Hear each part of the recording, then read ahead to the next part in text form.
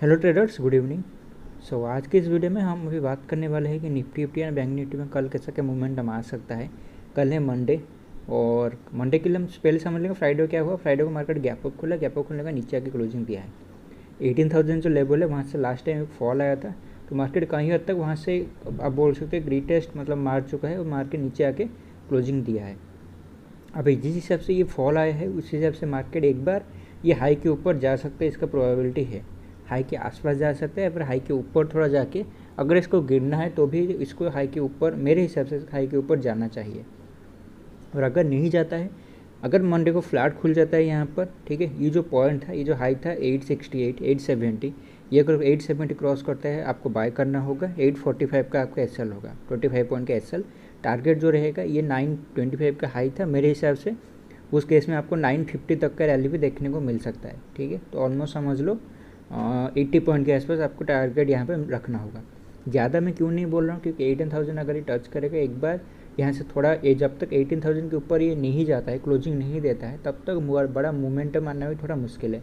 और वहाँ पे अगर क्लोजिंग दे भी देता है 18,000, तो भी समझ लो यहाँ पर मोमेंटम जो है ऑफ साइड भी जाना थोड़ा, क्योंकि लास्ट टाइम मार्केट जिस हिसाब से फॉल किया है, एक फॉल भी पेंडिंग, ये जो प्राइस स्ट्रक्चर के हिसाब से भी एक फॉल पेंडिंग है।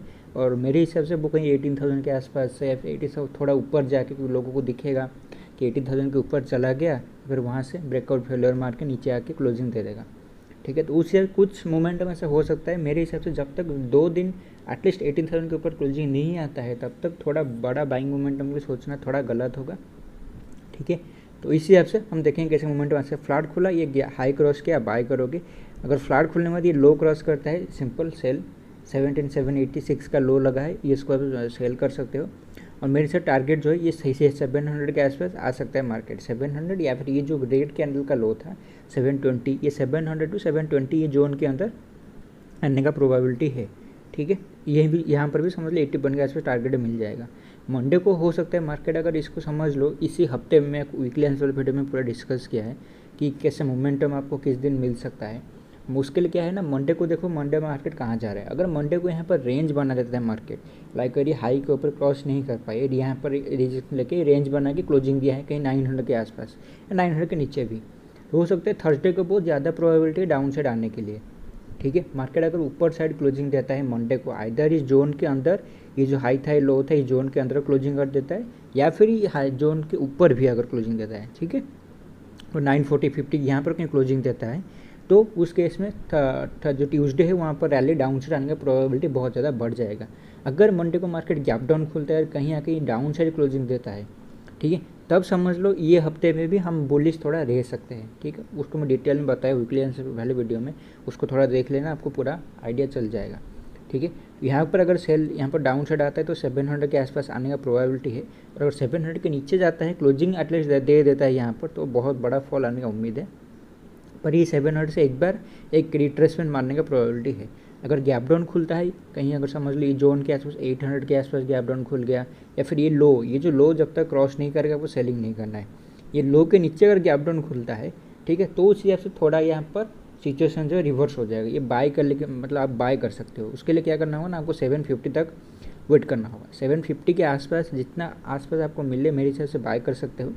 750 745 ये जो 4-5 पॉइंट की रेंज के अंदर मुझे लगता है ये लो बना के अगर गैप डाउन खुलता है, आके ऊपर क्लोजिंग देगा, जो कि इस हाई के आसपास आपका इंट्राडे के लिए टारगेट होना चाहिए 870 के आसपास।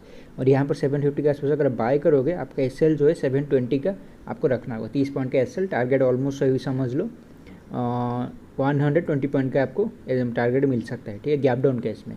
और आपको गैप अप अगर मतलब मार्केट में देखने को मिल जाता है 7900 के आसपास, फिर 900 के नीचे अगर गैप अप खुलता है, उस केस में बाइंग को थोड़ा अवॉइड करो। क्योंकि क्यों मैं बोल रहा हूँ बाइंग को अवॉइड करो वहाँ पर, क्योंकि हो सकता है मार्केट थोड़ा ऊपर आए, देन वहाँ से एक सेकेंड हाफ में फॉल दे दे, ठीक है। आप बाइंग के लिए जा सकते हो, कोई प्रॉब्लम नहीं है, पर जो लोग इंट्राडे के लिए ट्रेड करते हो, आपको ट्रेलिंग करते रहना होगा।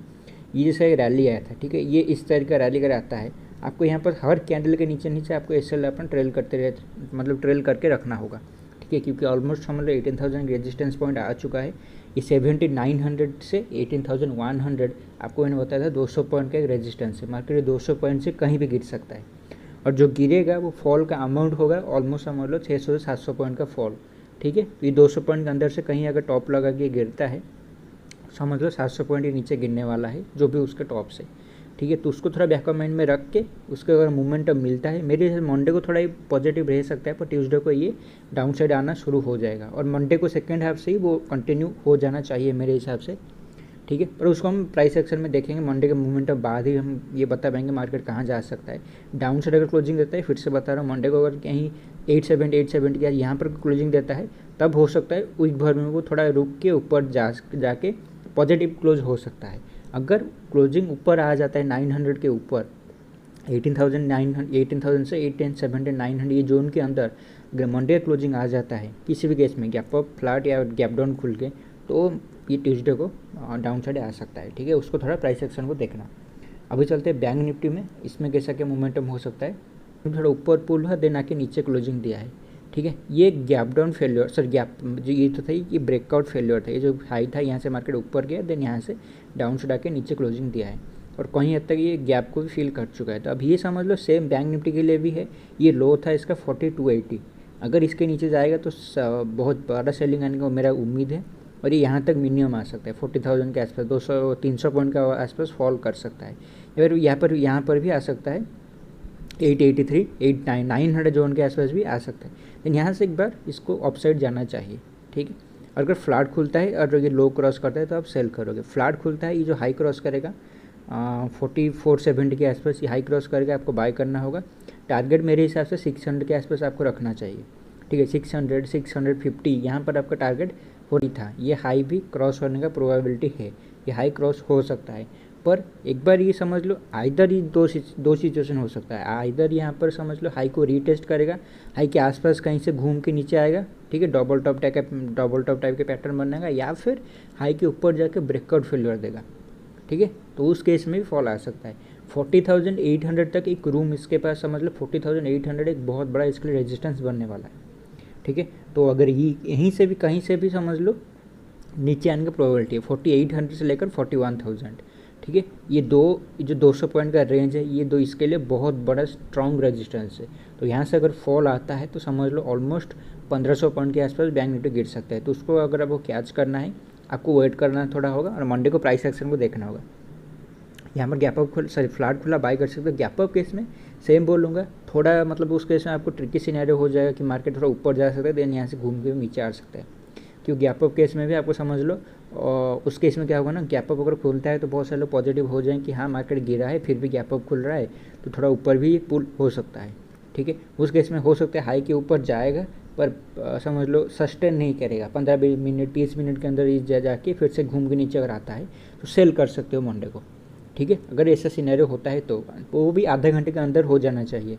अगर हाई को क्रॉस करता है 4685, गैप अप केस में ही बोल रहा हूँ, ठीक है। और वो गैप अप भी कहाँ खुलना चाहिए, मिनिमम 40,500 के ऊपर, ठीक है। 500 के ऊपर अगर गैप अप खुलता है और ये हाई को क्रॉस करता है 685, ठीक है, आपको आधे घंटे तक कुछ नहीं करना है। आधे घंटे के अंदर अगर घूम के आ रहा है, ठीक है, और ये जो लो था 630 इसको ब्रेक करता है तो आप सेम 680 या फिर 690 का 60 पॉइंट का एसएल डालोगे और यहाँ पर मार्केट अगर उस हिसाब से गिर मतलब नीचे आया है प्रोबेबिलिटी के हिसाब से, यहाँ पर ये जो 40,000 इस है लो के आसपास ये आ सकता है, 40, 39, 900 यहाँ तक भी आने का प्रोबेबिलिटी है, ठीक है।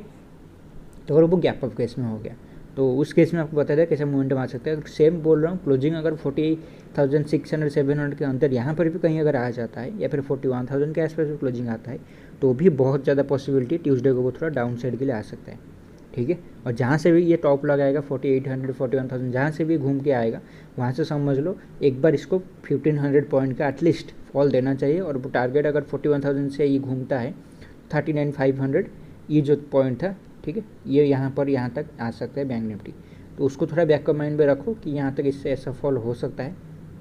ये जब तक क्लोजिंग नहीं देता मतलब 2 दिन का क्लोजिंग एटलीस्ट 4800 के ऊपर नहीं देता है तब तक थोड़ा इसमें बाइंग करने का भी थोड़ा मतलब समझ लो रिस्की हो जाएगा। तो अभी थोड़ा सेलिंग साइड के देखो, इस हफ्ते में एक हो सकता है आपको 1-2 बार एसएल हिट हो जाए, पर मोमेंटम जो है अगर आपको एक बार मिल गया तो वो ऑलमोस्ट समझ लो एक बहुत बड़ा मोमेंटम आप पकड़ सकते हो, ठीक है। तो उसके बारे में आपको मैंने बता दिया कैसा क्या मोमेंटम आ सकता है।